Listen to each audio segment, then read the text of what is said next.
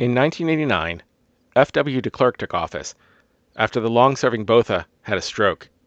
De Klerk had a reputation as being a conservative and pro-apartheid, so many were shocked when during his first address to Parliament on February 2, 1990, he announced the repeal of a number of apartheid laws and the lifting of bans on many opposition groups. Just over a week later, on February 11th, Nelson Mandela was released from prison after 27 years. Over the next year, through negotiations, many of the apartheid laws were lifted. Responding to conservative backlash, de Klerk held a white-only referendum on if the reforms should continue. 69% of white South Africans voted in favor of continuing reforms. In 1994, the first election where blacks were allowed to vote was held, and Nelson Mandela won nearly 63% of the vote, with de Klerk finishing a distant second with just over 20% of the vote.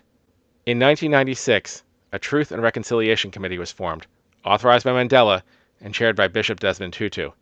De Klerk testified before the commission, saying, quote, "I apologize in my capacity as leader of the NP to the millions who suffered wrenching disruption of forced removals, who suffered the shame of being arrested for past law offenses, who over the decades suffered the indignities and humiliation of racial discrimination." Both had defied a subpoena and refused to testify. History is awkward.